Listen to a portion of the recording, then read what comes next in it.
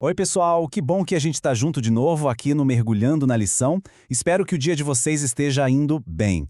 Hoje a gente vai conversar sobre um tema que é simplesmente o centro de tudo, a santidade de Deus. Vamos lá, vamos mergulhar fundo nesse estudo?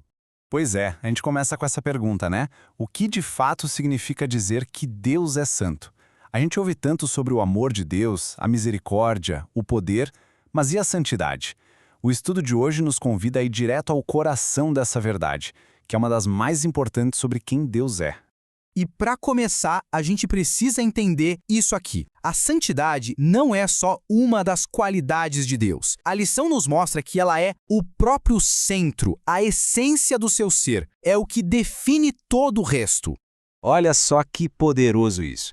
A santidade é o sol em torno do qual todos os outros atributos de Deus giram. Pensa comigo.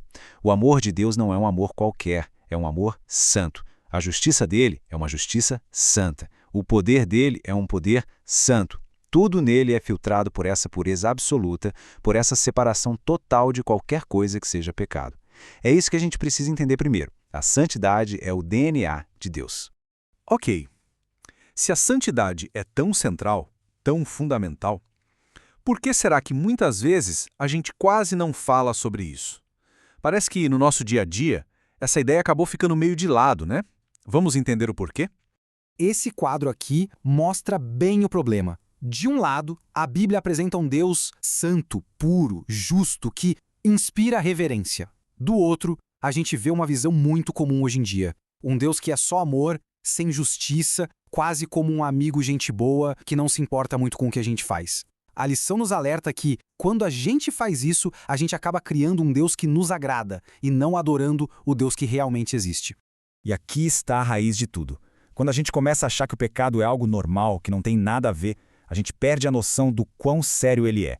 E a consequência direta disso é que a gente também perde a capacidade de se maravilhar com a santidade perfeita de Deus. Uma coisa está totalmente ligada à outra. Certo. Mas não adianta só entender o conceito, né? O mais importante é, e na prática, como é que essa verdade sobre a santidade de Deus mexe com a nossa vida hoje?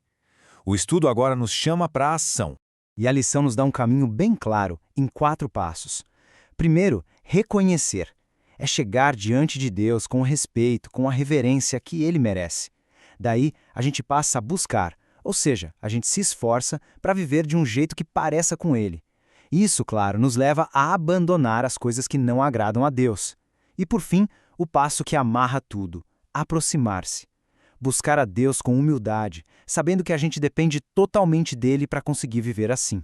E é nessa hora que a gente percebe como a santidade de Deus é uma notícia maravilhosa. Não é para nos deixar com medo, para nos afastar.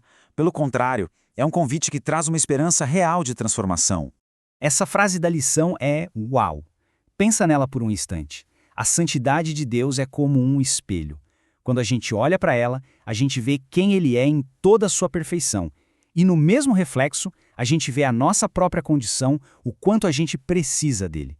Não é para desanimar, é para nos mostrar o único caminho. E essa é a grande mensagem que precisa ficar no nosso coração. A pureza perfeita de Deus não é um muro para nos manter longe. É exatamente o contrário.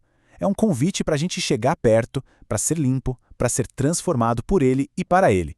É uma porta aberta. E a gente termina com essa adoração que ecoa lá no céu e que a gente pode repetir aqui na terra. Que a gente nunca se esqueça da majestade e da santidade do nosso Deus. Foi muito bom estudar com vocês hoje. Até o nosso próximo encontro.